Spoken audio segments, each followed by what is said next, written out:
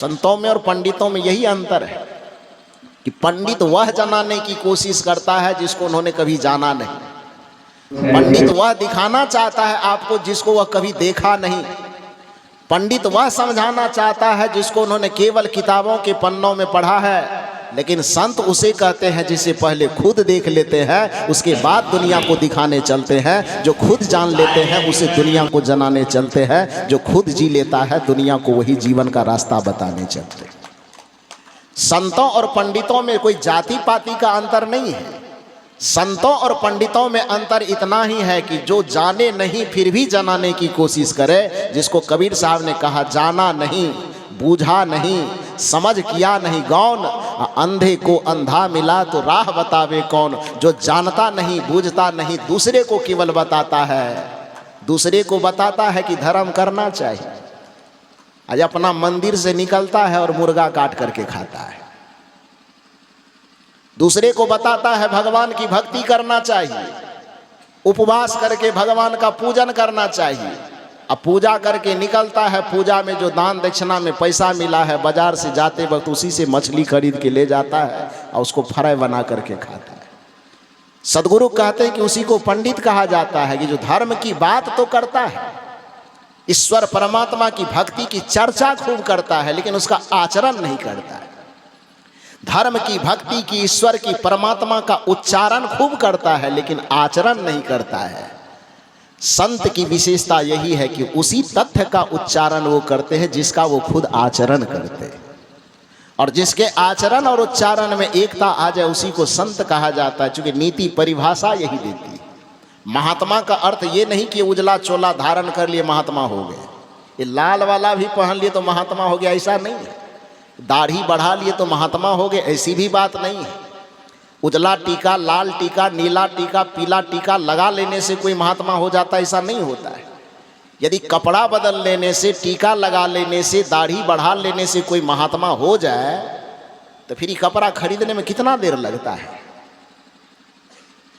100, 200, 500 रुपये में जाके खरीद लाएंगे और 1 मिनट में धारण करेंगे, हो गए बड़का महात्मा।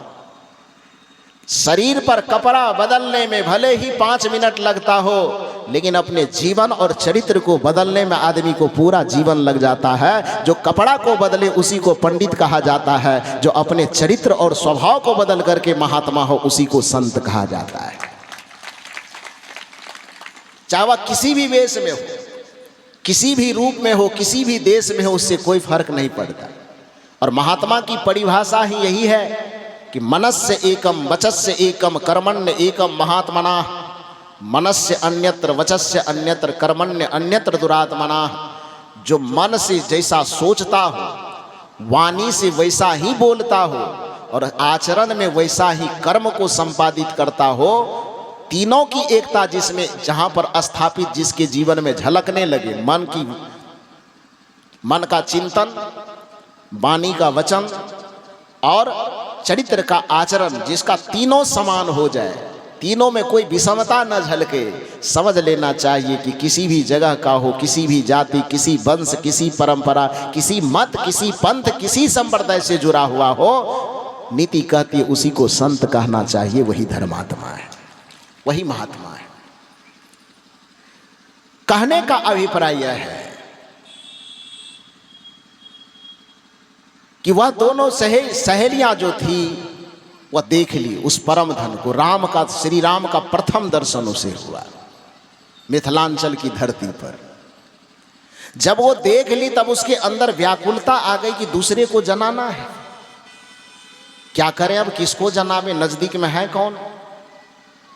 6 साथ में गई थी, जितना साथ में सहेली गई थी तो सब जान ही गई, तो जनाने के लिए अब कौन बचा। फूल को तो जनाएगा नहीं, धरती को तो जनाएगा नहीं, आकाश को तो जनाएगा नहीं। जनाने के लिए कोई आदमी चाहिए ना। वहां आदमी नजदीक में कौन है, सीता जी। और सीता जी है कहाँ, मंदिर के अंदर। क्या कर रही है, पूजा। अब क्या किया जाएगा। दरवाजे पर जो 6 सहेलियां खड़ी है जो साथ में गई है, वो 2 हिस्से में बट गई। मैंने पहले कहा कि भारतीय संस्कृति 2 हिस्सों में बटी हुई, एक ब्राह्मण प्रकृति, एक संत की संस्कृति। एक ब्राह्मण परंपरा, एक श्रवण परंपरा। एक धार्मिक परंपरा, एक आध्यात्मिक परंपरा, एक सगुण परंपरा, एक निर्गुण परंपरा। सीता जी के सामने भी जो साथ में 6 सहेलियां गई थी, 2 हिस्से में बट गई, 2 परंपरा का प्रतिनिधित्व करने के लिए। एक सहेलियां जो सगुण परंपरा का 3 सहेलियां प्रतिनिधित्व कर रही है, और 3 सहेलियां उसमें निर्गुण परंपरा का प्रतिनिधित्व कर रही है। 3 सहेलियां उसमें धार्मिक प्रवृत्ति का नेतृत्व कर रही है, और 3 सहेलियां उसमें आध्यात्मिक प्रवृत्ति का नेतृत्व कर रही है। 2 हिस्से में बट करके सहेलियां आपस में बात करती है कि राम जी तो देख लिए हम लोग, बगीचा में आ गए, और सीता जी मंदिर के अंदर पूजा कर रही है। तो उसमें से आधी सहेलियां जो सगुण परंपरा वाली है, धार्मिक परंपरा वाली है, वो सहेलियां कहती पूजा कर रही है, पूजा पूरा करने दीजिए, वरदान वरदान मिल जाएगा भगवान से, उसके बाद मंदिर से बाहर निकालेंगे। आध्यात्मिक परंपरा वाली जो सहेलियां थी, उन्होंने कहा नहीं नहीं नहीं नहीं, मंदिर में यदि मंत्र जपने दिए तो आधा घंटा भी जपने में लगेगा, दिया अगरबत्ती सुलगाने में, पूजा करने में, पाठ करने में, प्रसाद उरसाद चढ़ा करके निवृत्त होने में कम से कम आधा घंटा से कम लगेगा नहीं। और यदि उसको मंत्र जपने के लिए छोड़ दिए, दिया अगरबत्ती सुलगाते रहने के लिए छोड़ दिए, तो नकली प्रतिमा के भगवान के सामने बैठे रहने के चक्कर में असली वाला जो इधर फुलवारी में टहल रहा है तब तक चला जाएगा।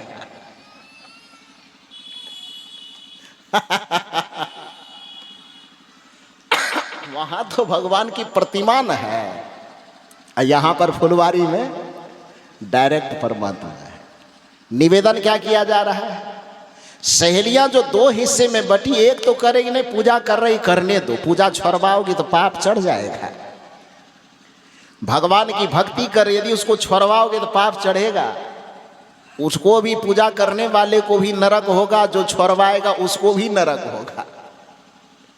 लेकिन दूसरी वृत्ति की जो सहेलियां थी, जो संत प्रवृत्ति की, आध्यात्मिक प्रवृत्ति, कहे कि बड़ा गजब हो, ये पाप पुण्य धर्म अधर्म की परिभाषा भी चपोत के रख दो, क्योंकि ज़्यादा ये पाप पुण्य धर्म अधर्म की व्याख्या करोगी और उसका पूजा पाठ नहीं छोड़वाओगी, मंदिर से बाहर नहीं निकालोगी, तो ये पूजा पाठ धर्म कर्म के चक्कर में वो नकली के पास बैठे रह जाएगी, असली वाला फुलवारी से तब तक गायब हो जाएगा। पाप चढ़े कि पुण्य चढ़े, धर्म चढ़े कि अधर्म चढ़े, वो फैसला बाद में कर लेंगे। नरक होगा कि मोक्ष होगा वो बाद में देख लेंगे। लेकिन अभी यदि सीता जी को असली राम से दर्शन करवाना है तो उसको मंदिर के चौखट से बाहर निकालना ही पड़ेगा। उसको दिया अगरबत्ती वाली जो धार्मिक पूजा कर रही है, उस धार्मिक पूजा के विधान को उसको छोड़ाना ही पड़ेगा। जब तक वह धार्मिक विधान को छोड़ेगी नहीं, जब तक वह मंदिर के चौखट से बाहर निकलेगी नहीं, जब तक वह रीति रिवाज परंपरा इत्यादि जो उसमें लगी हुई है उसका परित्याग नहीं करेगी, तब तक में जो साक्षात राम सामने में खड़े हैं उस राम का दर्शन नहीं हो पाएगा। तो साक्षात राम का दर्शन करवाने के लिए उसको मंदिर के चौखट से बाहर आना ही पड़ेगा, निकालना पड़ेगा। अब इस जगह पर बताइए कि इस जगह क्या करना चाहिए, आप लोगों से पूछा जाए तो। यदि छोड़वाने को केवल पाप माना जाता है, जो कबीर साहब कहते वहां से ऊपर उठो, संत कहते वहां से आगे बढ़ो, चौखट से बाहर निकलो, परंपरा के चौखट से, रीति के चौखट से, रिवाज के चौखट से, धार्मिक कर्मकांड के चौखट को खोल करके बाहर आओ। यहाँ परम चेतना को, परमात्मा के विराट स्वरूप को समझो। जो परमात्मा हरि व्यापक सर्वत्र समाना है, उसको तुम एक जगह कैद करके कैसे रख सकते? प्रतीक है वो, वहां उसकी भी जरूरत है। मैंने पहले कहा कि उसकी भी जरूरत है, लेकिन सदैव उसी में अटके रह जाएंगे तो फिर तो ये अपने आप से अपनी भक्ति की हत्या करनी हो जाएगी। तो कहने का अभिप्राय यह है कि सहेलियों में जो 2 मत विभाजन हुआ, एक कह रही कि नहीं नहीं नहीं, नहीं पूजा छोड़वाओगी तो पाप लगेगा, मंत्र जप रही है वो आंख बंद की हुई है, यदि उसको उठाओगी तो पाप लग जाएगा। दूसरी वाली करे नहीं, पाप लगेगा। कौन चीज? वो तो हम जान रहे हैं कि नकली के पास बैठी हुई है, तो असली वाला न छूट जाएगा। तो इस तरह से दोनों के बीच में बहस होते होते होते होते अंत में जो आध्यात्मिक परंपरा वाली सहेलियां थी, आध्यात्मिक वृत्ति वाली सहेलियां थी, उसकी जीत हुई। किसी तरह से बकझक करते हुए मंदिर के अंदर प्रवेश की। सीता जी तो सचमुच में आंख बंद किए हाथ जोड़े बैठे थी। जो भी उसके भीतर में इच्छा कामना होगी वो सारी इच्छा कामना भगवान को सुना रही थी। सहेलियां जाती है, धार्मिक प्रवृत्ति वाली अभी भी मना करती, ध्यान में लगे हुए, इसको मत तोड़ो, छोड़वाओगे तो पाप लगेगा। आध्यात्मिक वृत्ति वाली कहती बड़ा गजब हो, हम इसको छोड़वा के कहीं दूसरे जगह थोड़े ले जा रहे हैं, केवल जड़ से छुड़वा करके चेतन में ले जा रहे हैं, नकली से छुड़वा करके असली में ले जा रहे हैं। और ऐसा करके क्या करती है आध्यात्मिक प्रवृत्ति वाली सहेलियां, सीता जी के कंधे पर हाथ देती है, जरा सा हिलाने की कोशिश करती है। सीता जी आंख खोलना नहीं चाहती, क्योंकि वह भी जानती है कि पूजा छूट जाएगा तो पाप लग जाएगा, तो वह भी आंख बंद किए हैं। अब सहेली है तो इतना तो अधिकार होना चाहिए ना, कंधा पे हाथ दे के झुला रही है, फिर भी सीता जी नहीं उठ रही है, तो कंधा पर हाथ झुलाने से काम नहीं चला तो थोड़ा चूटी उटी भी किधरों काट लिया होगा। अब सहेली है तो इतना तो अधिकार होना चाहिए ना। अब ये बात भी सुन करके कोई ये नहीं कहिएगा कि ये बात नहीं बोलना चाहिए। नहीं समझने आता है आपको कथा सत्संग तो मत सुनिए आप। उस शैली होती है कहने की। कल जो हमने कह दिया कि गंगा जी भीष्म पितामह की माँ है, तो आपकी और हमारी कौन है, काकी की, मामी की, नानी, तो जा कर के हमको कहते हैं बात नहीं बोलना चाहिए। हम कहे क्यों, नानी कहना कोई गलत बात है क्या? किसी का मामी होना, किसी का दादी होना कोई गलत है, गाली है ये? वो गाली नहीं ना है जी, वह भी एक रिश्ता है। जैसे माँ एक रिश्ता है, उसी तरह चाची भी तो एक रिश्ता है। जैसे माँ एक पवित्र रिश्ता है, उसी तरह दादी भी एक रिश्ता है, नानी भी एक रिश्ता है। तो जब रिश्ते की चर्चा होगी तो उसमें रिश्ते की कोई भी चर्चा हो तो उसको बुरा लगने वाली कौन सी बात है? बुरा नहीं मानना चाहिए। तो मैं निवेदन यह कर रहा हूँ, क्योंकि सीता जी आपके हमारे लिए आराध्या है, मातृतुल्य है, लेकिन जो उसकी सहेलियां हैं उसके लिए तो सहेली है, और सहेली के लिए कोई बड़ा और छोटा नहीं होता है। कोई राजकुमारा, कोई राजकुमार या कोई रंग नहीं होता है, कोई गरीब कोई अमीर नहीं। मित्र का मतलब, सहेली का मतलब, सखी का मतलब ही होता है, चाहे अमीर हो गरीब हो, पढ़ा हो न पढ़ा हो, शिक्षित हो अशिक्षित हो, कुछ भी हो, लेकिन जहाँ पर मित्रता होती है वहाँ पर सब बराबर होता है। वहाँ पर नोक झोंक, लड़ाई झगड़ा, मार पीट सब चलता है। चलता है कि नहीं चलता है? तो इस हक से सीता जी को पहले कंधे पे हाथ दे करके हिलाया डुलाया। उससे सीता जी नहीं जगने की, नहीं उठने की कोशिश की, तो सहेली होने के नाते थोड़ा बहुत कपड़ा उपड़ा भी खींचा, उससे भी नहीं हो तो थोड़ा बहुत चुट्टी भी काटा। तो दो तीन हरकत ऐसी की जिसके कारण से सीता जी जो आंख बंद किए बैठी थी उसकी आंख खुल गई। अब गुस्सा करके सीता जी कहती मेरा पूजा भंग कर रही है, मेरा व्रत भंग कर रही है, उठेंगे तो एकदम पकड़ के मजा चखा देंगे। जो आध्यात्मिक प्रवृत्ति वाली सहेलियां थी उन्होंने कहा मजा चखा देना, जो भी मारना पीटना डांटना दंड देना हो दे लेना, उस सबको हम सहने के लिए तैयार है, लेकिन यह बात मैं बर्दाश्त करने के लिए तैयार न हूं कि नकली के चक्कर में असली वाला छूट जाए। इसलिए असली वाला से भेंट यदि करना है तो तुमको ये पूजा तत्काल छोड़ना ही पड़ेगा, इसको बंद करना ही पड़ेगा, तब वहां असली भगवान से भेंट होगी। और परिणाम क्या हुआ? किसी तरह से खींच करके सीता जी को सब पूजा पाठ व्रत इत्यादि जो कर रही थी सब छोड़वा करके और निकाल करके मंदिर के चौखट से क्या कर दिया? बाहर कर दिया। सहेलियों ने पाप किया?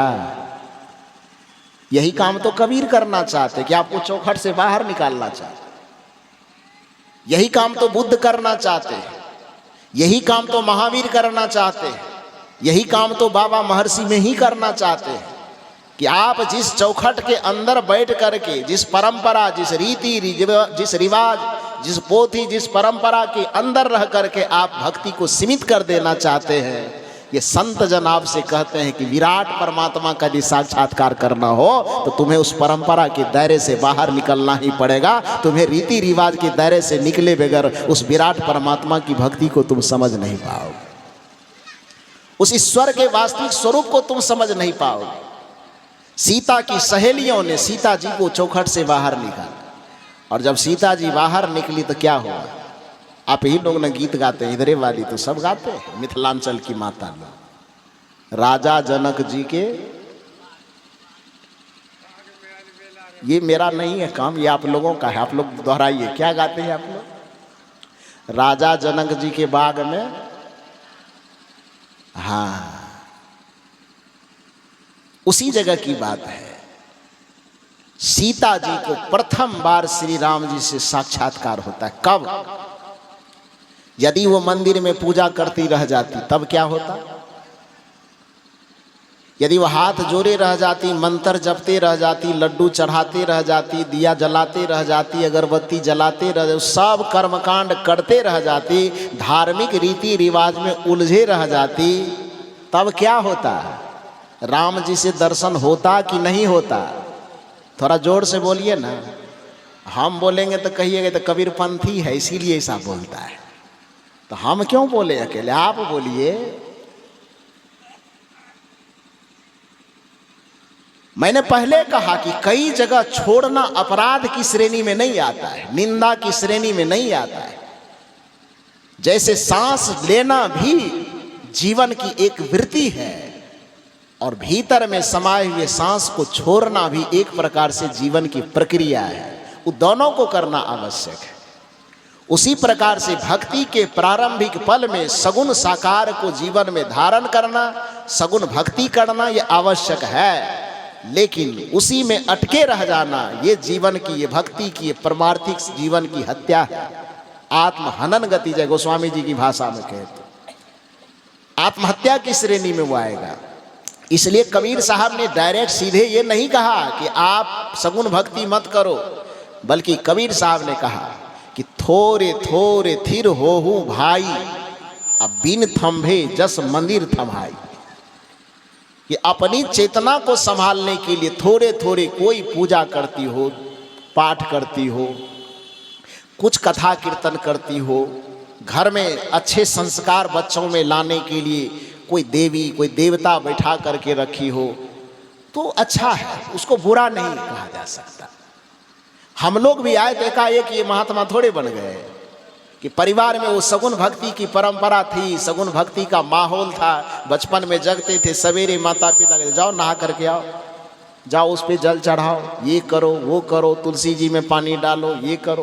तो ये जो धीरे धीरे संस्कार सिखाते सिखाते सिखाते सिखाते जब थोड़ी उम्र में वृद्धि हुई, बुद्धि में चेतना में थोड़ी सी समझ आई, तब पता चला कि जिस भगवान की अभी हम पूजा कर रहे हैं ये प्रतिमा वाला भगवान है। भगवान का असली स्वरूप तो कुछ और है। जैसे जमीन का नक्शा भी कागज में होता है, लेकिन मकई नक्शा पर नहीं उपजता, गेहूं और धान नक्शा पर नहीं उपजता। नक्शा पर भी हमारे जमीन के प्लॉट दाखिल होते हैं, उस पर उसका खाता खेसरा नंबर लिखा होता है। लेकिन यदि हमें पेट भरने के लिए अनाज उपजाना हो तो हम नक्शा पर ट्रैक्टर नहीं चलाते, ट्रैक्टर चलाने के लिए असली प्लॉट पर जाते हैं। उसी तरह से परमात्मा को समझने के लिए हमें प्रतिमाओं का सहारा तो लेना चाहिए, लेकिन जब बड़े हो जाए हम, थोड़ी बौद्धिक चेतना हमारी जगह, हमारा आध्यात्मिक चेतना जगह, तब हमको उस प्रतिमाओं से मुख मोड़ करके हमें असली परमात्मा के स्वरूप को समझने का प्रयास करना चाहिए। इसी को निर्गुणवाद कहा जाता है और इसी को संतों की परंपरा कही जाती है। कबीर साहब उसी संत परंपरा का रहस्योद्घाटन करते हुए, संत परंपरा की भक्ति को बताते हुए कहते हैं, थोरे थोरे थिर होहू भाई, अब बिन थंभे जस मंदिर थमाई। जैसे एक मंदिर को खड़ा करना है, मंदिर समझ में नहीं आ रही तो मकान समझ लीजिए, मकान खड़ा करना है। तो कल्पना कीजिए कि एक मकान हम बनाना चाहते हैं। मकान बनाने में हमने नींव लिया, नींव बनाए, कुर्सी पिलर कसे, उसके बाद दीवार जोड़ते जोड़ते अंतिम में लिंटर थौल तक ले गए, और उसके बाद अब उसमें सेटरिंग करना है। सेटरिंग करने के बाद तब छत ढालेंगे, यही करेंगे ना। तो जब छत ढालने के लिए सेटरिंग करेंगे तो वो मकान जो बना रहे हैं हम अपना सोने के लिए, आराम करने के लिए, किसी दूसरे के सोने के लिए? कोई भी व्यक्ति मकान बनाता था अपने लिए ना। लेकिन वो मकान बनाने की योजना जब हम बनाए, छत ढालने तक हम पहुंच गए, सेटरिंग हम लगा रहे हैं, तो सेटरिंग लगाने के वक्त में उस कमरे में पहले हम अपना पलंग लगाते हैं कि एक एक बित्ता पर बांस के खूंटा। सेटरिंग लगाने के समय में उसमें अपना पलंग घुसाते हैं, फ्रिज, वॉशिंग मशीन रखते हैं पहले, तब क्या करते हैं? इधर से बोल रहे कूलर रखते हैं। क्या रखते हैं कूलर?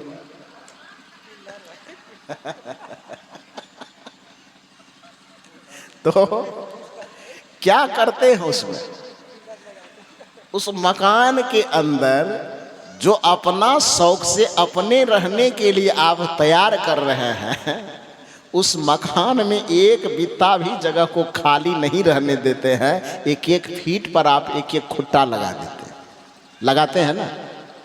वो खूंटा ना लगा में तो सेटरिंग तो रहेगा नहीं, तो छत ढलेगी कैसे? तो उस खूंटा को लगा करके आपने सेटरिंग तैयार किया, और उसके बाद उस पर सेटरिंग पे आपने छड़ बिछा करके गिट्टी बालू सीमेंट के माध्यम से उसको ढाल दिया। छत ढल गई। छत ढलने के बाद अब लगभग 20, 21, 25 दिन या 1 महीना पूरा हो गया। अब आपको कहा जा रहा है कि भैया ऐसा है कि अब समय पूरा हो गया है, अब घर में रहना है, तो जाके सेटरिंग खोलिए। अब उसमें से एक आदमी ऐसा हो जो कि बाप रे बाप इस सेटरिंग नहीं खोलेंगे। कहा क्यों? कहा इसी खूंटा के कृपा से तो छत ढलाया है। ये जितना खूंटा है, इस खूंटे भगवान की कृपा से ये मेरा छत ढलाया है।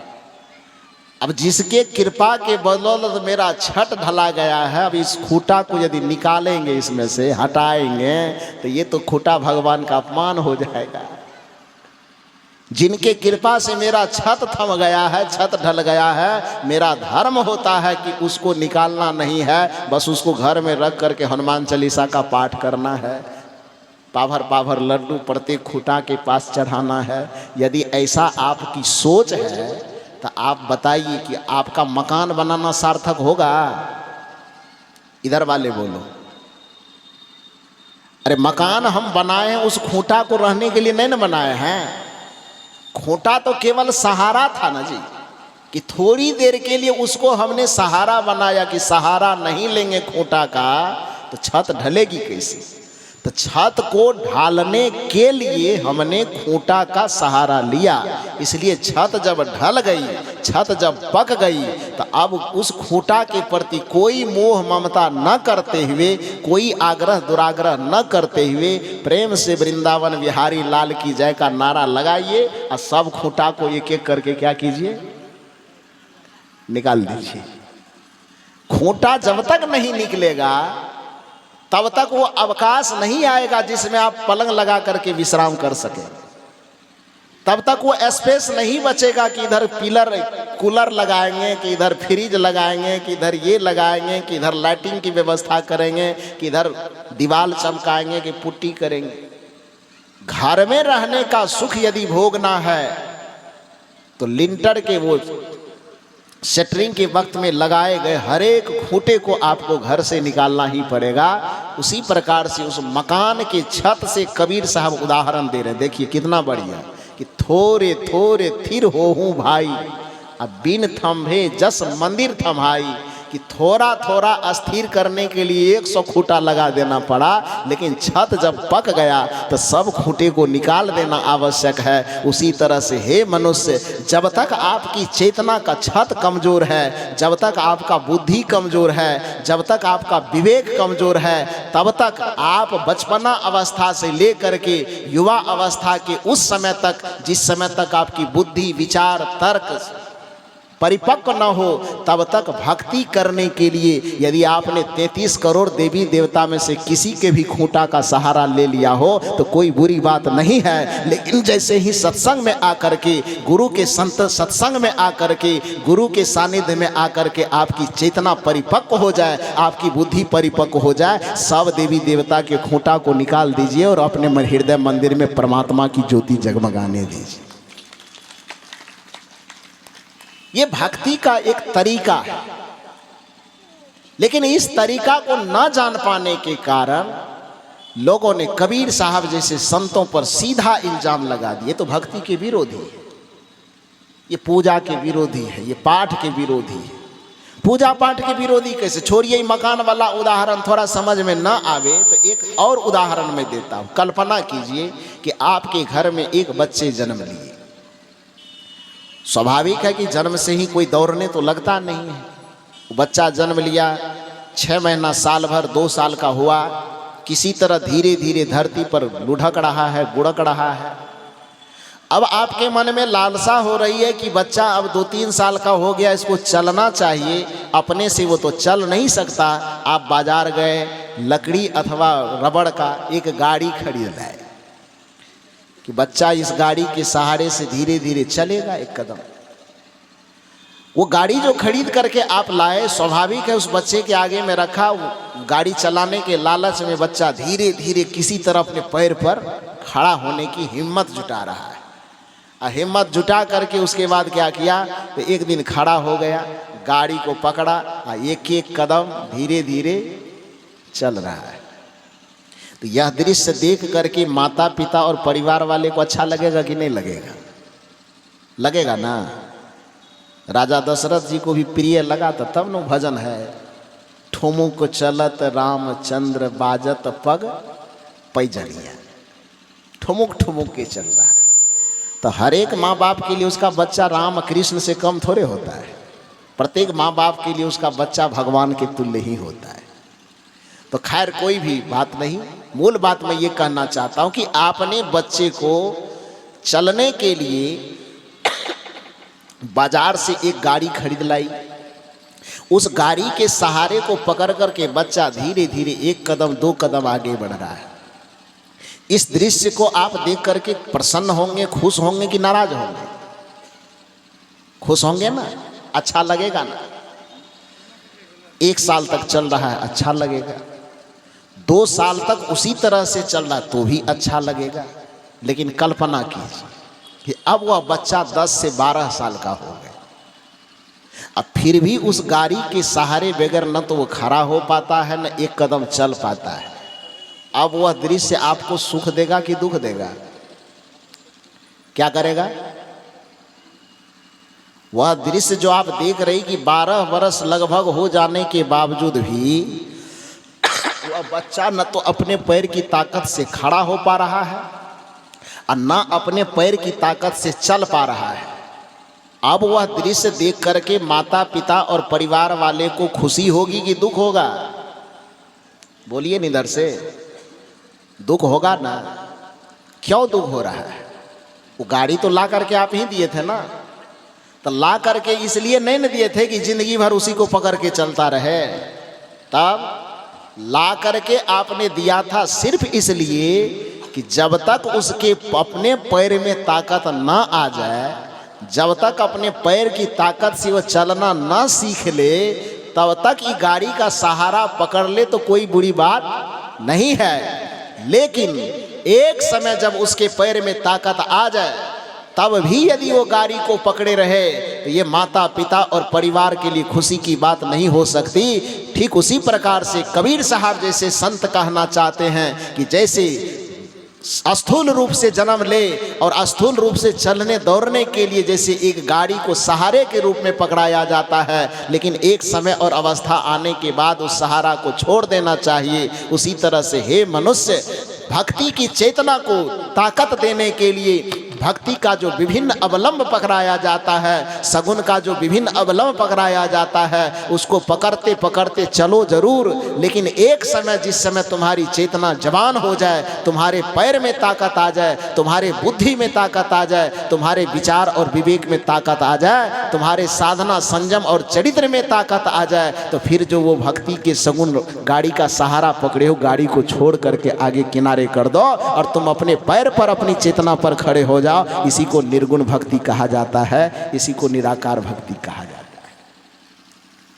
सदगुरु कबीर साहब ने यही बताया, इसलिए उन्होंने कहा कि सरगुण की सेवा करो। जहां जरूरत है, जहां आवश्यकता है, तो वहां सगुण भक्ति करो, इसमें कोई बुरी बात नहीं है। सरगुण की सेवा करो, लेकिन इतना ध्यान रहे कि वहीं केवल अटकना नहीं है, निर्गुण का कर ध्यान।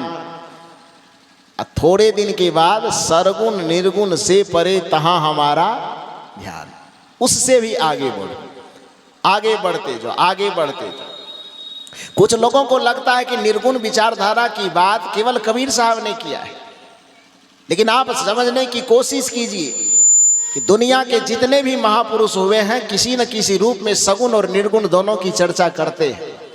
जिस गोस्वामी तुलसीदास जी महाराज को परम सगुणवादी माना जाता है, वह गोस्वामी तुलसीदास जी भी आरंभ में सगुण की चर्चा तो करते हैं, लेकिन अंत में जाते जाते निर्गुण तक पहुंचा देते। कैसे? जब उनसे पूछा गया कि आप किस राम की आराधना करते हैं, प्रारंभिक अवस्था में गोस्वामी तुलसीदास जी ने कहा, मंगल भवनय मंगल हारी, द्रवहु सुदशरथ अजिर बिहारी। गोस्वामी जी ने कहा कि मैं उसी राम की उपासना करता हूं। मंगल भवन अमंगल हारी, जो मंगल का भवन हो, शुभ का भवन हो, अच्छा का भवन हो, सुख का भवन हो।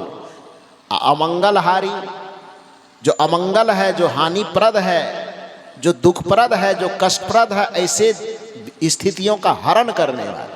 मंगल भवन अमंगल हारी, रहते कहाँ हैं? तो द्रवहु सुदशरथ, दशरथ जी के ऊपर द्रवित होकर के अजीर बिहारी। अजीर माने क्या होता है? अजीर मतलब जानते हैं? अजीर का मतलब अंगना होता है, जिसको हम लोग घर का अंगना कहते हैं ना, तो आंगन को ही अवधी भाषा में अजीर कहा जाता है।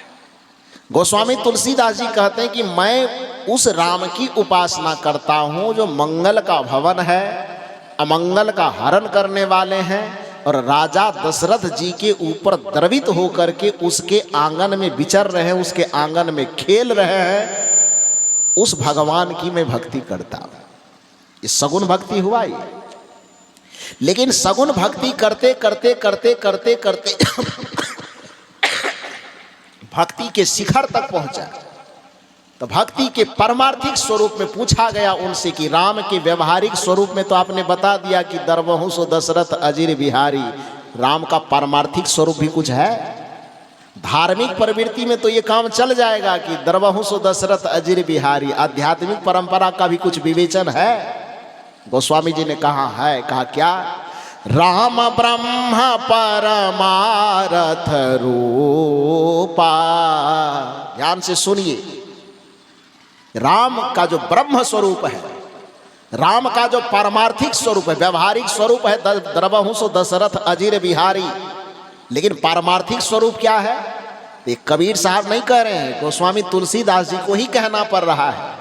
राम ब्रह्म परमारथ रूपा। राम का जो ब्रह्म रूप है, आध्यात्मिक रूप है, परमार्थ स्वरूप है, वह कैसा है? तो अविगत अलख अनादि अनूपा। वह अविगत है। अविगत का मतलब, विगत का मतलब जानना होता है। उसमें संस्कृत साहित्य का और निषेधात्मक उपसर्ग जोड़ दिया गया है। संस्कृत व्याकरण में जब भी किसी शब्द के साथ में और निषेधात्मक उपसर्ग को जोड़ा जाता है तो उसका अर्थ होता है कि जो चीज है उसके उल्टा अर्थ को प्रकट करना। जैसे भय का मतलब डर होता है, और उस भय में अ जोड़ दीजिए तो शब्द क्या बन जाएगा? मेरा नाम ले लीजिए ना। हाँ, इसी बहाने लीजिए। तो भय का मतलब डर, उसमें अ उपसर्ग जोड़ देंगे तो शब्द क्या बन जाएगा? अब है। उसका अर्थ क्या हो जाएगा? निडर, माने नहीं डरने वाला। मर माने मरने योग्य, और उसमें अ शब्द जोड़ देंगे, शब्द बन जाएगा अमर। उसका अर्थ क्या हो जाएगा? उल्टा हो जाएगा ना, नहीं मरने वाला।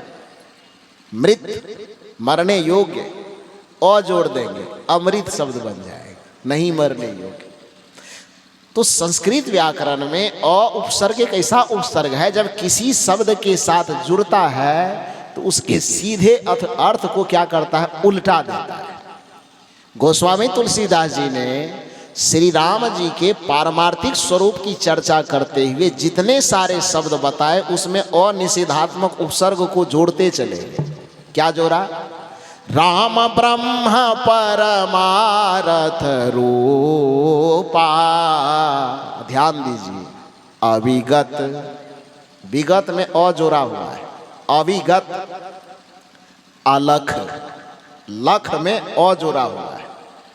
अनादि, अन आदि, अन उपसर्ग जुड़ा हुआ है।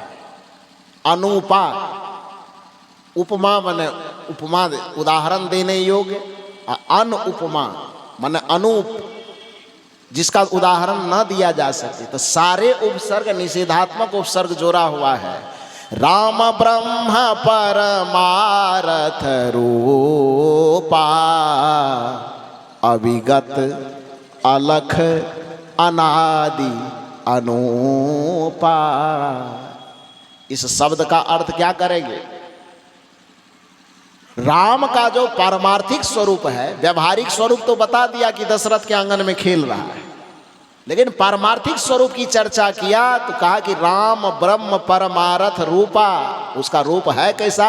तो अविगत, जो मन और इंद्रियों से जानने में नहीं आता है। अलख, लख माने देखना, अलख माने नहीं देखना, जो स्थूल दृष्टि से दिखाई नहीं देता है। जो स्थूल दृष्टि से दिखाई नहीं देता है उसको सगुण कहिएगा कि निर्गुण कहिएगा? थोड़ा जोर से बोलिए ना, क्या कहिएगा? कहते तो गोस्वामी जी निर्गुण मानवे नहीं करता है। तो राम ब्रह्म परमारथ रूपा, अविगत, जो मन और इंद्रियों के द्वारा, बुद्धियों के द्वारा जानने में नहीं आता है। अलख, जो स्थूल दृष्टि से देखने में नहीं आता है। अनादि, जिसका न आदि है न जिसका अंत है, जो सदैव था, सदैव है और सदैव रहेगा, जिसको शाश्वत और सनातन कहते हैं, उसी आत्मा रूपी रमैया राम को परमार्थिक स्वरूप में पहुंचा देने पर परमात्मा कहा जाता है। वही राम का परमार्थिक रूप है, ये गोस्वामी तुलसीदास जी कहते हैं। राम ब्रह्म परमारथ रूपा, अविगत, अलख, अनादि, अनुपा। भक्तों ने पूछ लिया कि सगुन वाले जो दशरथ अजीर बिहारी की बात करते हैं उसका ठिकाना तो हम लोगों को मालूम है कि अयोध्या में है। अभी अभी भी नया मंदिर बना है, स्थापित हो गए। तो सगुन वाला तो पता मालूम है कि दशरथ जी के आंगन में खेल रहा है, तो दशरथ जी का आंगन अयोध्या में ही माना गया है, तो वहाँ तो पता है। लेकिन जिस निर्गुण राम की चर्चा कर रहे हैं तो उसका रहने का ठिकाना भी जरा बताइए, वो कौन मंदिर में रहते हैं। अब कबीर साहब तो चिल्ला चिल्ला के कह ही रहे हैं घट घट निवास करते हैं। संतों की परंपरा ये पुकार के कह रहे हैं कि वो घटवासी है।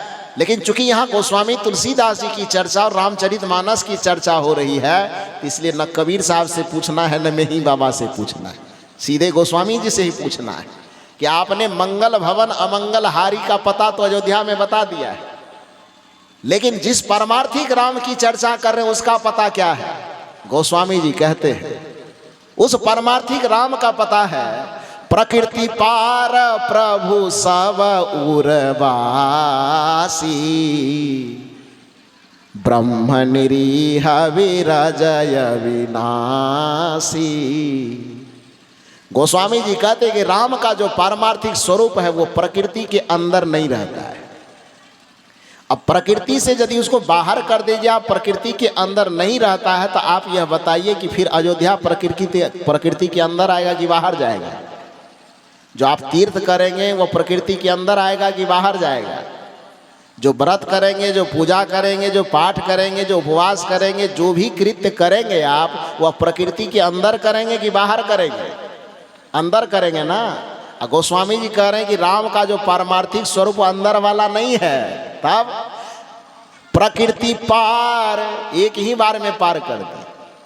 इसी बात को पूज्य बाबा महर्षि मेही ने बड़े सुंदर तरीके से सुबह के प्रार्थना में गाया है। सब क्षेत्र क्षर अपरा परा और अक्षर पार में, निर्गुण के पार में, सगुण के पार में, शब्द के पार में, ज्योति के पार में, सब के पार करते करते करते करते करते तब अंत में कहते हैं मैं ही जावे सबके पार में, सब के पार में। गोस्वामी जी कहे कि ये इतना लंबा पार खींचना ठीक नहीं है, हम एक के बार में कह देते हैं प्रकृति पार प्रभु सब उर्वासी, ब्रह्म निरीह विरजय विनाशी। प्रकृति के जितने विषय हैं, प्रकृति के जितने प्रपंच हैं, प्रकृति के जितने गुण हैं, प्रकृति के जितने आवरण, जितने विकार हैं, सब के पार में पहुंच जाने पर आपके हृदय रूपी मंदिर में ही, आपके उर रूपी मंदिर में ही वह राम रूपी परमात्मा निवास करता है। इसका वर्णन गोस्वामी तुलसीदास जी भी कर रहे हैं। तो वो जो चर्चा हो रही है पारमार्थिक राम की, वो निर्गुण राम हुआ कि सगुण राम हुआ? क्योंकि सगुण वाला राम जो होगा वो मंदिर में मिलेंगे, और निर्गुण वाला जो राम होगा वो कहाँ मिलेंगे? प्रकृति पार प्रभु सब उर बासी, सब हृदय में मिलेंगे। उर का मतलब हृदय ही होता है। उसी की चर्चा हमारे पूज्य यशेंद्र साहब जी कर रहे थे कि ईश्वर हमारे ईश्वर सर्वभूतानां हृदय अर्जुन तिष्ठितः, कि हे अर्जुन ईश्वर सभी प्राणियों के हृदय में ही निवास करता है। अब कुछ लोगों का जो कहना है कि कबीर साहब को ईश्वर परमात्मा नहीं मानते, उसको ठीक ठीक समझ लेना चाहिए। कबीर साहब पुकार पुकार करके बारंबार कहते हैं कि जौ तिल माही तेल है। कल भी मैंने इस हाय शब्द पर बड़ा जोर दिया था कि ऐसे घट घट राम है। कबीर साहब हाय की बात कर रहे हैं। दूसरी साखी जौ तिल माही तेल है, जौ चकमक में आग, तेरा साईं तुझ में जाग सके तो जाग। ये नकारने की बात है कि स्वीकारने की बात है? है नकारात्मक बात नहीं है, है सकारात्मक बात है, वो स्वीकार करने वाली बात है। कबीर साहब कहते हैं कि जैसे तिल के अंदर तेल समाया हुआ है, जैसे चकमक के अंदर ही अग्नि समाया हुआ है, जैसे दूध के अंदर ही घी समाया हुआ है, ठीक उसी प्रकार से हे मानव तुम्हारा परमात्मा, तुम्हारा ईश्वर भी तुमसे बाहर नहीं, तुम्हारे अंदर में ही समाया हुआ है। जैसे दूध को मथने पर घी की प्राप्ति होती है, जैसे फूलों को निचोड़ने पर सुगंध की प्राप्ति होती है, जैसे चकमक को रगड़ने पर अग्नि की प्राप्ति होती है, उसी तरह से तुम गुरु के शरण में आकर के युक्ति और विधि को जान करके जब ध्यान साधना को करोगे तो सारे ध्यान साधना की अंतिम परिणति में तुम्हारे हृदय रूपी मंदिर में ही परमात्मा की ज्योति जगमगाएगी और उसी से तुम्हें राम तत्व का साक्षात्कार होगा, उसी से ब्रह्म तत्व का साक्षात्कार होगा, उसी से परम तत्व परमात्म तत्व का साक्षात्कार होगा, उसी से ईश्वर स्वरूप का साक्षात्कार होगा। तो भक्ति का अंतिम प्रारूप जो है वह बाहर में नहीं अंदर में है। मैंने निवेदन किया, समय कितना हो, मैंने निवेदन किया आपसे कि इस भारतीय संस्कृति में दो प्रकार की मुख्य परंपरा है। एक परंपरा पंडितों की, दूसरी परंपरा संतों की, जिसको साहित्यिक भाषा में हम ब्राह्मण परंपरा और श्रमण परंपरा कहते हैं। ब्राह्मण परंपरा के विधि विधान को हम धार्मिक परंपरा के अंदर गिनते हैं और संतों के भक्ति के विधान को हम आध्यात्मिक परंपरा के अंदर गिनते हैं। धार्मिक परंपरा हमें बहिर्मुख बनाती है और आध्यात्मिक परंपरा हमें अंतर्मुखी बनाती है। हम जब सत्संग में आते हैं तो यहाँ आध्यात्मिक चर्चा कर, यही कारण है कि धार्मिक परंपरा के विधि विधान में गणेश जी को देवताओं का अग्रपूज्य माना जाता है। लेकिन जहाँ पर आध्यात्मिक परंपरा से कोई भक्ति की शुरुआत होती है तो आध्यात्मिक परंपरा में कोई देवी देवता प्रथम पूज्य नहीं होता है, वहाँ पर संत और गुरु प्रथम पूज्य होते हैं। यही कारण है कि नवधा भक्ति के प्रसंग में श्री राम और माता सबरी जब आमने सामने होते हैं तो आमने सामने होने पर माता सबरी सीधे श्री राम जी से पूछ लेते हैं कि भक्ति के शुरुआत करें तो गणेश जी से करें कि सत्यनारायण जी से करें।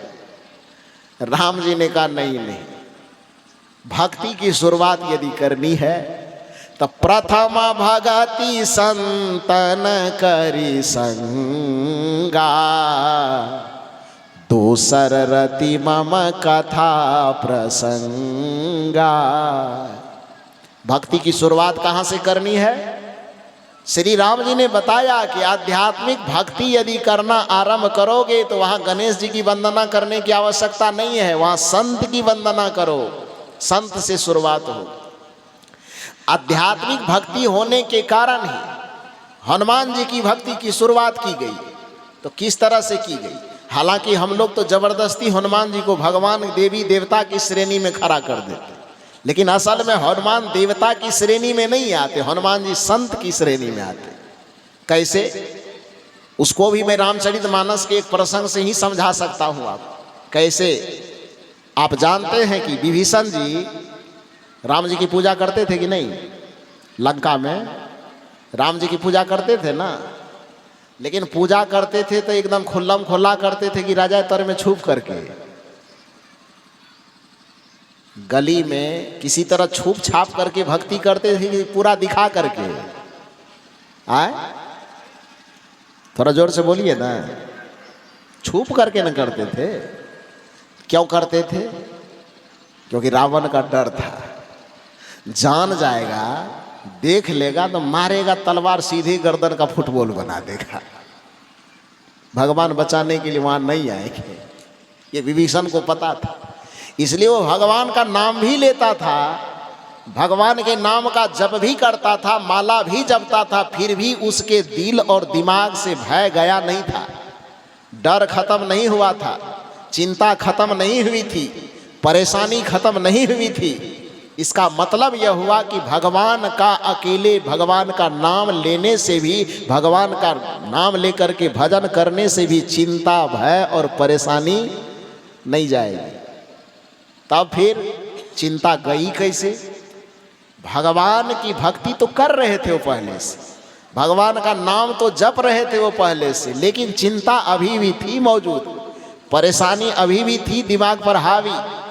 लेकिन हुआ क्या कि लंका में जब हनुमान जी प्रवेश करते हैं और आकाश मार्ग से जाते जाते सब जगह निरीक्षण करते हैं कि किस कमरे में सीता जी है कि नहीं है, तो उसी निरीक्षण करने के दरमियान में विभीषण जी के कमरे के पास जब हनुमान जी पहुंचते हैं तो क्या होता है? आवाज आती है भीतर से, राम राम राम जप हो रहा है, लेकिन धीरे धीरे हो रहा है क्योंकि डर डर के कर रहा है। हनुमान जी को जैसे ये बात सुनाई पड़ी, हनुमान जी भी इधर थोड़ा जोर से लगाए, जय श्री राम। अब दोनों चौंक गए, अंदर वाले की आवाज सुन करके हनुमान जी चौंक गए और हनुमान जी की आवाज सुन करके भीतर में जो बैठ करके जप रहे थे वो चौंक गए। ये कौन कहाँ से आ गया भाई? विभीषण जी बाहर आते हैं और बाहर आने के बाद हनुमान जी से मुलाकात होती है, दोनों का आपस में परिचय होता है। एक दूसरे का परिचय जानने के बाद जब पता चलता है कि ये भी राम भक्त हैं, ये भी राम भक्त हैं, तो उस जगह विभीषण जी ने जो हनुमान जी के लिए संबोधन किया, क्या किया है? जब दोनों आमने सामने हो गए, परिचय पाती हो गई, उसके बाद विभीषण जी ने हनुमान जी के लिए क्या उद्बोधन किया है? अब भरोस मोहि भज हनुमंता, अब बिनु हरि कृपा मिल ही नहीं संता। कहा है कि नहीं कहा है कि बिनु हरि कृपा मिल ही नहीं देवी या देवता? तब बिनु हरि कृपा मिल ही नहीं संता। तो हनुमान जी का जो संबोधन विभीषण जी के द्वारा हुआ है, देवी और देवता के रूप में हुआ है कि संत के रूप में? संत के रूप में न हुआ जी।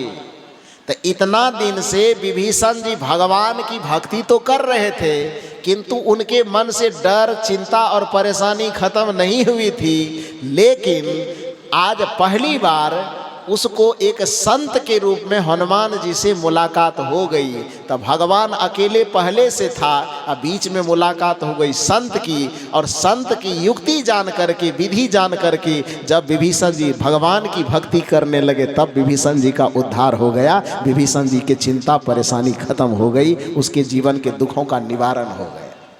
हुआ कि नहीं हुआ? हुआ ना। तो इसका अर्थ क्या हुआ कि भगवान, यदि भगवान की भक्ति हमारे पास हो लेकिन उसके साथ में संत की युक्ति ना हो, गुरु की युक्ति ना हो, तो पर भी हमारा उद्धार बाकी रहता है, उद्धार नहीं हो पाता है। इसलिए गुरु महाराज की पंक्ति में आता है कि बिन दया संतन के में ही जानना उस राह को, हुआ नहीं। आज तक किसी के लिए नहीं हुआ है, होता नहीं, अभी वर्तमान में भी नहीं हो रहा है, अब होनहारा है नहीं। आगे भी समय जब आएगा, जब तक ये सृष्टि रहेगी, बिना संतों की युक्ति जाने किसी का भी उद्धार और किसी का भी कल्याण नहीं होने वाला है। विभीषण जी के प्रसंग में यही बात आती है। संत का दर्शन होने से, भगवान की भक्ति तो थी पहले से पास में, लेकिन उस भक्ति के साथ संत की युक्ति जुड़ी हुई नहीं थी। और जैसे ही भगवान की भक्ति के साथ में हनुमान रूपी संत की युक्ति जुड़ गई, उसी समय विभीषण ने कहा कि अब भरोस मोहि भय हनुमंता, अब बिनु हरि कृपा मिलहि नहीं संता। संत का दर्शन हुआ, अब मेरा कल्याण हो जाएगा। तो कहने का ये अभिप्राय है कि भक्ति की जो आध्यात्मिक शुरुआत है वो संत की परंपरा से है। इसलिए प्रथम भगति संतन करी संगा, फिर आगे बढ़ती है। मैंने कहा कि हनुमान चालीसा चूंकि संत की परंपरा का निर्वहन करने वाला है, इसलिए उस हनुमान चालीसा में भी जो भक्ति की शुरुआत होती। कुछ लोग तो सीधे लड्डू लेकर के हनुमान जी के मंदिर पहुंच जाते, भगवान के मंदिर पहुंच जाते हैं, सत्संग का मतलब नहीं लगाते। जाओ भगवान की भक्ति करवे करते थे, सत्संग फत्संग सुन के क्या करेंगे, गुरु को चुन करके क्या करेंगे। सीधे डायरेक्ट संबंध भगवान से है ही, पूजा पाठ कर ही लेते हैं, सब चीज कर लेते हैं, ये सत्संग गुरु इसकी जरूरत क्या है। लेकिन उस व्यक्ति को समझना चाहिए कि हनुमान जी ने कहा, एक भक्त पहुंच गया हनुमान जी के मंदिर कि आपके शरण में आए हैं, आपकी पूजा प्रत्येक शनिवार मंगलवार लड्डू चढ़ा करके कर लेते हैं, आप कृपा कीजिए, आप अष्ट सिद्धि नवनिधि के दाता हैं, सारे रिद्धि सिद्धि आप मुझे दे दीजिए। हनुमान जी ने कहा, मेरे मंदिर आने से पहले सीताराम साहब ने जो सत्संग किया है, वो पंडाल में गए थे कि नहीं गए थे? ब्रह्मानंद बाबा से मुलाकात हुई थी कि नहीं हुई थी? उसके बगल में अभय साहब बैठे थे, यशेंद्र साहब बैठे थे, गुलशन साहब बैठे थे, मुलाकात करके आए। उन्होंने कहा कि हमरे जैसे उसको भी तो दो आँख दो हाथ है, हमरे जैसा बोलता है, वही रामायण गीता पढ़ता है, हम लोग भी पढ़ ही लेते हैं, तो उसकी संगति करने की क्या ज़रूरत है? संत की क्यों संगति करें? और डायरेक्ट संबंध आपसे जुड़ा हुआ है ही, लड्डू प्रसाद आपको चढ़ाते ही हैं, तो फिर ये बीच में संत की भक्ति कहाँ से हो गई? हनुमान जी ने कहा, नहीं भैया, ऐसा नहीं होता है। मेरी भक्ति करना चाहते हो, मेरे मार्ग में आगे बढ़ना चाहते हो, तो संत सत्संग की अवहेलना करके नहीं बढ़ पाओगे। मैं रिद्धि सिद्धि दे नहीं पाऊंगा। कहा कैसे, ये पहले क्यों नहीं बताए? हनुमान जी ने कहा कि ये बात तो मैं युगों युगों से चिल्ला रहा हूँ, लेकिन तू विचार नहीं कर रहा है। लोगों ने कहा कैसे चिल्ला रहे हैं? हनुमान जी ने कहा, मेरा चालीसा पढ़े हो? भक्त ने कहा, पढ़े तो नहीं है, लेकिन लाउड स्पीकर से सुने हैं। सुने हो तो कभी विचार किए हो कि नहीं? कहा नहीं किए हैं। कहा आज सुन लो मेरे मुंह से। और आज हनुमान जी अपना चालीसा खुद पढ़ रहे हैं। श्री गुरु चरण सरोज रज निज मन मुकुर सुधार, वरनौ रघुवर विमल जसु जो दायकु फल चार, बुद्धिहीन तनु जानिके सुमिरौ पवन कुमार, बल बुद्धि विद्या देहु मोहि, हरहु कलेश विकार। ये दोहा कभी सुने हैं कि नहीं सुने हैं? इधर वाला बताओ, सुने हैं? कौन कबीर साहब बनाया है कि कबीरपंथी बनाया है? किसका बनाया हुआ दोहा ये? गोस्वामी तुलसीदास जी ने हनुमान जी की गुण गाथा गाते हुए इसको लिखा है। हनुमान चालीसा की यह पहली पंक्ति सुने तो हजारों बार, विचार किए कभी? यदि विचार कर लिए होते तो सत्संग की अवहेलना कभी नहीं कर पाते, गुरु और संत की अवहेलना कभी नहीं कर पाते। केवल मंदिर से मतलब नहीं रह जाता। और यदि भगवान की भक्ति करने वाले इस प्रसंग को समझ जाते तो ये पंडाल ये जो खाली दिखाई दे रहा है, कोई इंच खाली रहता जी? वो सुने हैं लेकिन समझने की कोशिश नहीं किए हैं। समझ जाओगे तो फिर संतों को के चरण को छोड़ोगे नहीं आप। हनुमान जी कहते कि मेरी रिद्धि सिद्धि मेरी कृपा प्राप्त करना हो या जीवन में चारों फलों की सिद्धि एक साथ प्राप्त करना हो तो भक्ति की शुरुआत सीधे मंदिर से कभी मत करना। का तब तो श्री गुरु चरण सरोज रज, किसके चरण से शुरुआत करनी है? भोला बाबा के। तब हनुमान जी करें हमरो चरण से काम नहीं चलेगा, क्योंकि हमारी कितनी भी जय जयकार कर लो, 33 करोड़ देवी देवता की कितनी भी जय जयकार कर लो, लेकिन अंतिम कृपा का मोहर जो चाहिए वो किसका चाहिए? हनुमान चालीसा के ही प्रसंग को सुनिए। जय जय जय हनुमान गोसाई। आगे आप बोलो, सब प्रवचन हम ही कर देंगे, आपका कर्जा खाए है कि? बढ़िया बढ़िया लिट्टी चोखा बना के हमारे सीताराम साहब खिलाए हैं। इस संतों को फल फूल मंगा के काजू भूज भूज करके खिलाते हैं। किधरों दही चूड़ा चल रहा है तो किधरों और कुछ चल रहा है, तो इतनी व्यवस्था वो कर रहे हैं और खाली अकेले प्रवचन हम बोलते हैं जब आप सुनते हैं, ऐसा कैसे हो सकता है? थोड़ा आप भी बोल दो, आधा प्रवचन हम कर रहे हैं, आधा आप कर दो। जय जय जय हनुमान गोसाई। बड़ा कमजोरा गए। नीतीश कुमार का दिया हो 10,000 खत्म हो गया है।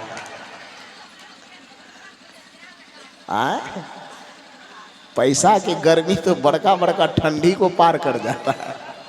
तो अभी तो नया नई 10,000 लेवे की हो तो इतना नरम नरम हो के क्यों बोलती? उधर वाला नरमा के बोले तो बात समझ में आती है, उसके पैकेट में भी गया नहीं है। वो लोग को हम सलाह देंगे कि आप लोग भी जीविका वाला ग्रुप बना लीजिए अपना, तो अगले टर्म में आपको भी मिल जाएगा। हाँ क्या बोले? हाँ अच्छा फिर आ जाएगा, चिंता मत करो। जोर से अभी बोल दो ना, हनुमान जी की कृपा हो जाएगी। तो जय जय जय हनुमान गोसाई। क्यों करेगा गुरुदेव कृपा? एक कोठो लड्डू चढ़ाइए ब्रह्मानंद बाबा। स्वामी जी एक कोठो लड्डू मिला है? हमको तो नहीं मिला है। डोलची फूलची सब लेकर के खाली मंदिर मंदिर दौड़ते जाती हो। संत की अवहेलना, संत के प्रति कोई प्रेम नहीं, सत्संग से कोई लगाव नहीं, सत्संग के महत्व को जीवन में कोई जगह नहीं। क्यों करें गुरु कृपा आपके ऊपर? लेकिन हनुमान जी कह रहे हैं कि मेरी कृपा या 33 करोड़ देवी देवता की कृपा तब तक सार्थक नहीं होगी जब तक उस पर अंतिम मोहर गुरु की कृपा की नहीं लगेगी। जय जय जय हनुमान गोसाई।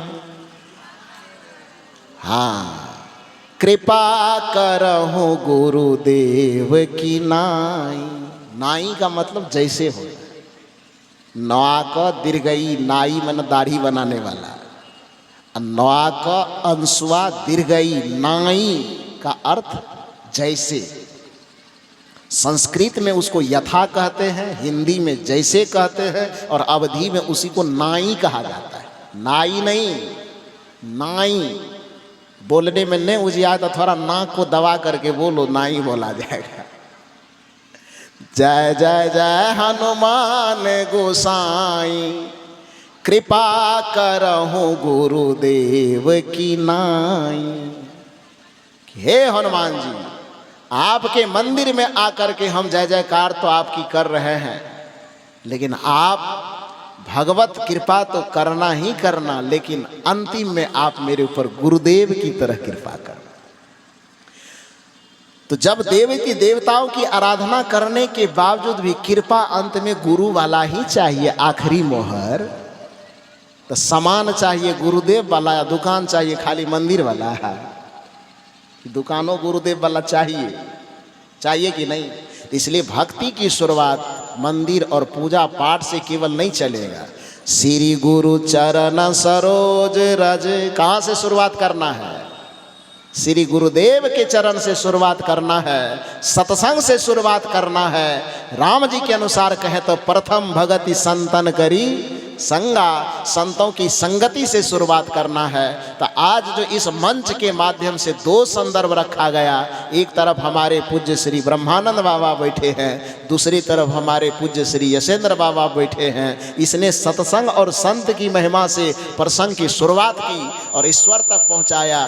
दोनों हमको बीच में बैठाए हैं, तो हमारी जिम्मेदारी होती है कि आधा इधर से भी लेना है, आधा इधर से भी लेना है। तो सत्संग और संत की महिमा के साथ यदि हम चलेंगे तो ईश्वर की भक्ति के वास्तविक स्वरूप तक हम पहुंचेंगे। अन्यथा भक्ति के नाम पर ये खेल कूद करते हुए बच्चा जैसे गुरवा गुड़िया से खेलता है, मिट्टी के भात, मिट्टी के दाल, मिट्टी के सब्जी बनाता। खेले हैं ना कभी कि नहीं खेले? आए बचपन में मिट्टी के भोज भात नहीं खाए हैं? तब देखिए सबको हंसी आ रहा, अपना बचपन में सब खेला है, हम लोग भी खेले। बच्चे में बच्चा निमंत्रण देना है, समधियों मिलन करना है, अब भोज भात करना है, तो मिट्टी की दाल, मिट्टी के भात, मिट्टी के पापड़ तो कोई चीज़ का पत्ता का बनाते थे ना। अब पत्तल में मिट्टी परोस रहे हैं, नाम अलग अलग ले रहे, कढ़ी ले लो, बड़ी ले लो, पापड़ ले लो, दाल ले लो, भात ले लो, और उसके बाद हाथ में से उठा करके मुंह में जाएगा तो खराब लगेगा। खाना है तो कैसे खाना है? हाथ से उठा करके यहाँ सटा करके पीछे क्या करना है?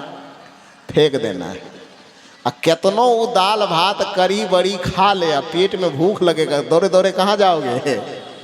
हाँ घर जाओगे ना, क्योंकि उससे चाहे तुम्हारा जितना मनोरंजन हो जाए, भूख मिटने वाली नहीं है। वो नकली दाल भात जितना खा लो, तुम्हारा मन कुछ देर के लिए भले उमंग में नाच सकता है, लेकिन असली भूख मिटाना है तो असली दाल भात के पास पहुंचना होगा।